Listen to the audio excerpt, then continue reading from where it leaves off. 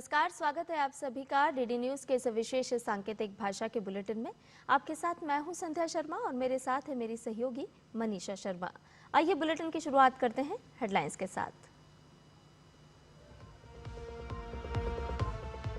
चुनाव आयोग आज जारी करेगा केरल, मध्य प्रदेश, छत्तीसगढ़ और अंडमान निकोबार की ड्राफ्ट वोटर लिस्ट। मतदाता चुनाव आयोग की वेबसाइट पर चेक कर सकेंगे अपना नाम।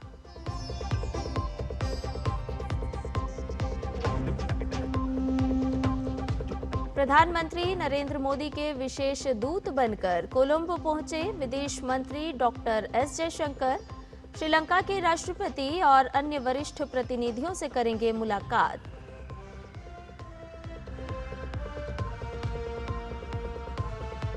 दिल्ली समेत उत्तर भारत में घना कोहरे के कारण अलर्ट। कोहरे के कारण जनजीवन प्रभावित।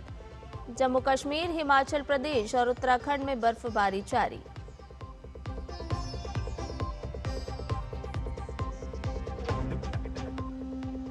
ट्रंप ने अमेरिकी नौसेना के लिए नए बैटलशिप बनाने की योजना का किया ऐलान। कहा, अब तक का होगा सबसे ताकतवर युद्धपोत।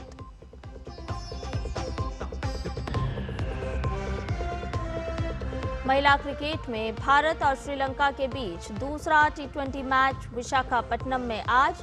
5 मैच की सीरीज में भारत 1-0 से आगे।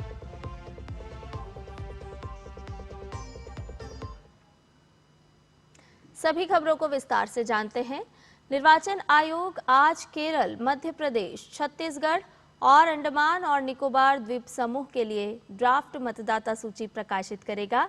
इस प्रक्रिया के तहत मुख्य निर्वाचन अधिकारी और जिला निर्वाचन अधिकारी सभी मान्यता प्राप्त राजनीतिक दलों के साथ ड्राफ्ट वोटर लिस्ट की हार्ड कॉपी साझा करेंगे। इसके अलावा ड्राफ्ट मतदाता सूची संबंधित CODO की आधिकारिक वेबसाइट पर भी अपलोड की जाएगी। निर्वाचन आयोग ने पारदर्शिता सुनिश्चित करने के लिए अनुपस्थित, स्थानांतरित, मृत और डुप्लीकेट मतदाताओं की अलग सूची भी वेबसाइट पर उपलब्ध कराने का निर्णय लिया है।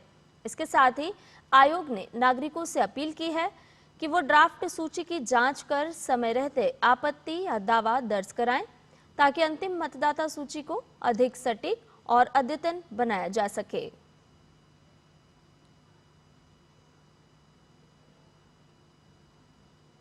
पश्चिम बंगाल में मतदाता सूची के विशेष गहन पुनरीक्षण यानी कि SIR अभियान के अंतर्गत पहले चरण की सुनवाई में लगभग 32 लाख अचिन्हित मतदाताओं को बुलाया जाएगा।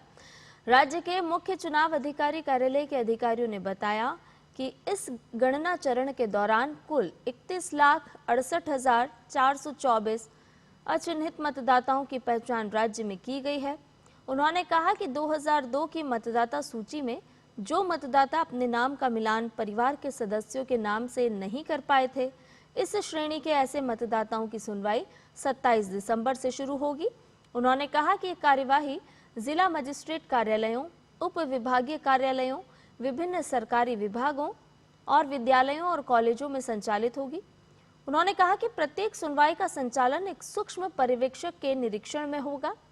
4000 सूक्ष्म पर्यवेक्षकों का प्रशिक्षण कार्यक्रम 24 दिसंबर से 2 चरणों में होगा।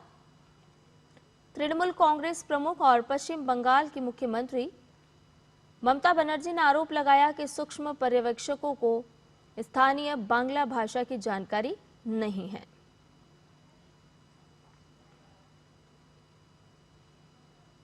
विदेश मंत्री डॉक्टर एस जयशंकर इस वक्त श्रीलंका के दौरे पर हैं। विदेश मंत्री आज श्रीलंका के राष्ट्रपति और अन्य वरिष्ठ नेताओं से मुलाकात करेंगे। विदेश मंत्री का ये दौरा भारत की नेबरहुड फर्स्ट पॉलिसी को दिखाता है। डॉक्टर एस जयशंकर ने कल कोलंबो पहुंचने पर अपनी तस्वीरें साझा करते हुए लिखा था। श्रीलंका के उप पर्यटन मंत्री रुवान रणसिंघे ने उनका गर्मजोशी से स्वागत किया। विदेश मंत्री का ये दौरा कई मायनों में बेहद खास है। इसमें श्रीलंका में आए चक्रवात दितवाह से हुई तबाही से निपटने के लिए शुरू किए गए ऑपरेशन सागर बंधु का संदर्भ अहम है। इस सप्ताह ऑपरेशन सागर बंधु के अंतर्गत भारतीय सेना के फील्ड अस्पताल दल ने श्रीलंका में अपना मानवीय मिशन पूरा किया और भारत लौट आया। इस दौरान प्रभावित समुदायों को सहायता प्रदान करने में दल की समर्पित एवं पेशेवर सेवा की सराहना की गई। ऑपरेशन सागर बंधु के अंतर्गत चिकित्सा मिशन की सफलता एवं राहत सामग्री की निरंतर आपूर्ति संकट के समय श्रीलंका एवं भारत के बीच घनिष्ठ सहयोग और दीर्घकालिक मित्रता को उजागर करती है।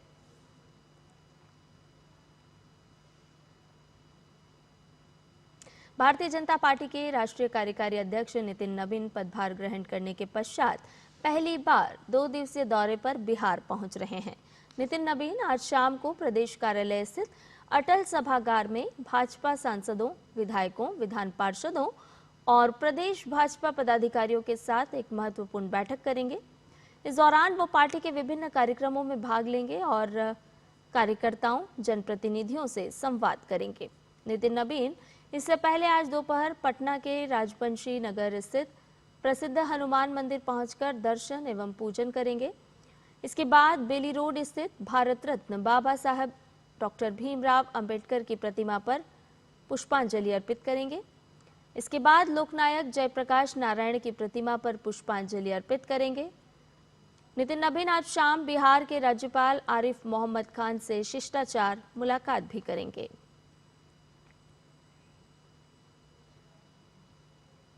उत्तर और मध्य भारत में इस समय कड़ाके की ठंड और घने कोहरे का असर लगातार बना हुआ है। मौसम विज्ञान विभाग के अनुसार पूर्वी उत्तर प्रदेश, झारखंड और बिहार में आज शीतलहर की स्थिति बने रहने की संभावना है, जिसके मद्देनजर ऑरेंज अलर्ट जारी किया गया है। वहीं दिल्ली, हरियाणा, चंडीगढ़, हिमाचल प्रदेश, जम्मू कश्मीर, लद्दाख, ओडिशा, राजस्थान, उत्तराखंड और उत्तर पूर्वी राज्यों में घना कोहरा छाए रहने का अनुमान है। पंजाब में भी 27 दिसंबर तक घने कोहरे की चेतावनी दी गई है। आईएमडी ने बताया कि अगले 3 दिनों के दौरान उत्तर पश्चिम भारत में न्यूनतम तापमान में 3 से 5 डिग्री सेल्सियस तक गिरावट आ सकती है। मौसम विभाग ने लोगों को ठंड और कोहरे को देखते हुए सावधानी बरतने, विशेषकर सुबह और रात के समय यात्रा में सतर्क रहने की सलाह दी है।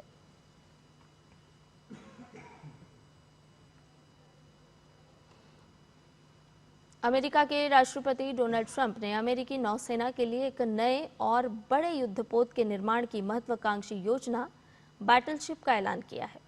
ये योजना उनके उस विचार का हिस्सा है जिसके तहत वो एक गोल्डन फ्लीट बनाना चाहते हैं।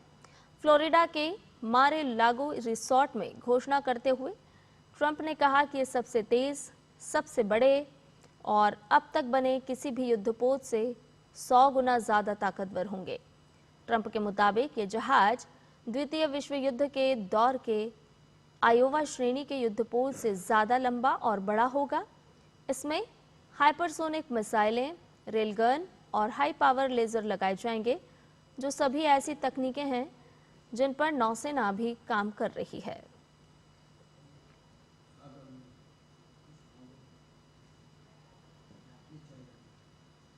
भारत और श्रीलंका की महिला क्रिकेट टीमों के बीच आज सीरीज का दूसरा T20 मैच विशाखापट्टनम में खेला जाएगा। भारतीय टीम ने पहला मैच 8 विकेट से जीता था और वो 5 मैच की सीरीज में 1-0 से आगे है। ये श्रीलंका के खिलाफ भारत की पिछले 10 T20 मैच में 8वीं जीत रही। भारतीय टीम ने पहले मैच में 5 कैच ड्रॉप किए थे। ऐसे में उनकी कोशिश होगी कि आज वो फील्डिंग में सुधार करें।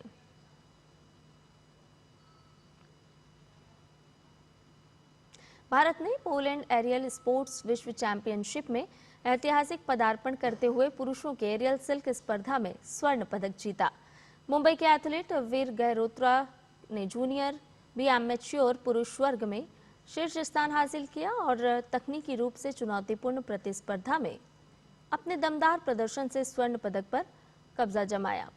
वीर गहरोत्रा ने एरियल स्पोर्ट्स परंपरा वाले देशों के एथलीटों के खिलाफ प्रतिस्पर्धा करते हुए भारत को विश्व चैंपियनशिप में पहली बार पोडियम स्थान दिलाया है।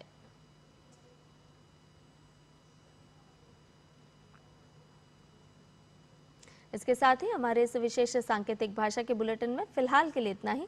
मुझे और मेरी सहयोगी मनीषा शर्मा को दीजिए इजाजत। नमस्कार।